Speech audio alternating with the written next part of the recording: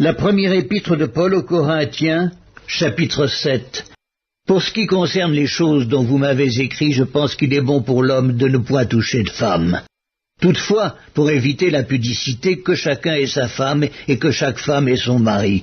Que le mari rende à sa femme ce qu'il lui doit et que la femme agisse de même envers son mari. La femme n'a pas autorité sur son propre corps, mais c'est le mari.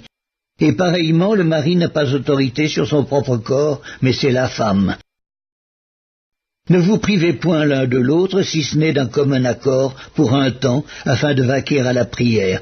Puis retournez ensemble, de peur que Satan ne vous tente par votre incontinence. Je dis cela par condescendance, je n'en fais pas un ordre.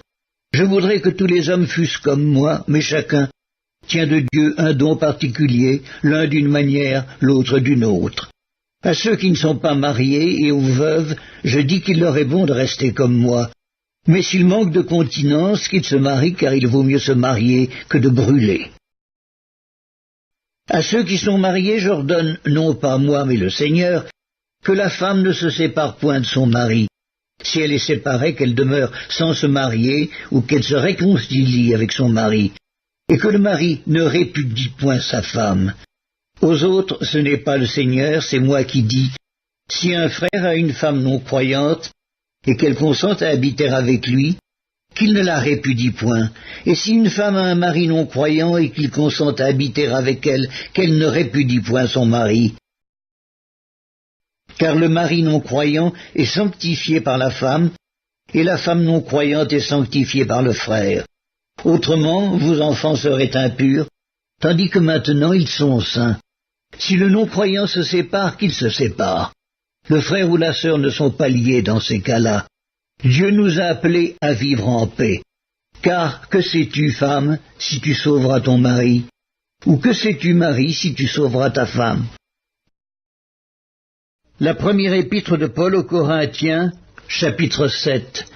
Seulement que chacun marche selon la part que le Seigneur lui a faite, selon l'appel qu'il a reçu de Dieu.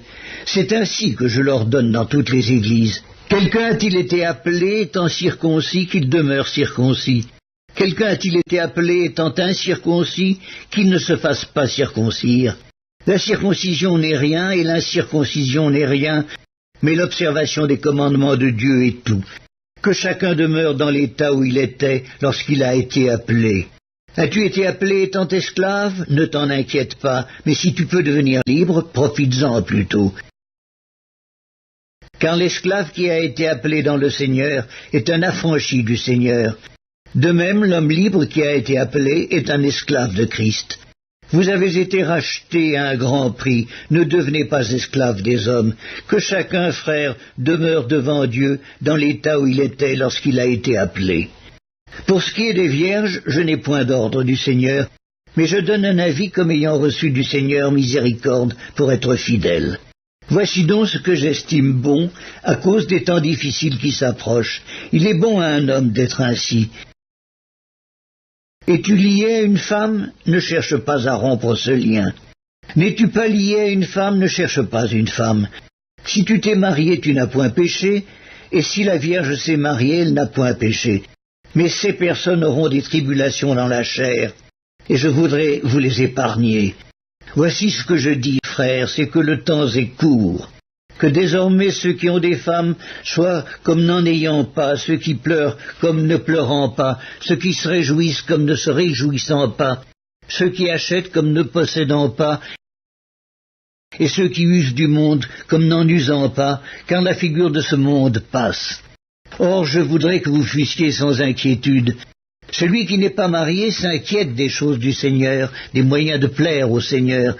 Et celui qui est marié s'inquiète des choses du monde, des moyens de plaire à sa femme. Il y a de même une différence entre la femme et la Vierge. Celle qui n'est pas mariée s'inquiète des choses du Seigneur, afin d'être sainte de corps et d'esprit. Et celle qui est mariée s'inquiète des choses du monde, des moyens de plaire à son mari. Je dis cela dans votre intérêt. Ce n'est pas pour vous prendre au piège, c'est pour vous porter à ce qui est bienséant et propre à vous attacher au Seigneur, sans distraction. Si quelqu'un regarde comme déshonorant pour sa fille de dépasser l'âge nubile et comme nécessaire de la marier, qu'il fasse ce qu'il veut, il ne pêche point qu'on se marie, mais celui qui a pris une ferme résolution, sans contrainte et avec l'exercice de sa propre volonté, et qui a décidé en son cœur de garder sa fille vierge, celui-là fait bien. Ainsi celui qui marie sa fille fait bien, et celui qui ne la marie pas fait mieux. Une femme est liée aussi longtemps que son mari est vivant. Mais si le mari meurt, elle est libre de se marier à qui elle veut, seulement que ce soit dans le Seigneur. Elle est plus heureuse néanmoins si elle demeure comme elle est, suivant mon avis. Et moi aussi, je crois avoir l'Esprit de Dieu.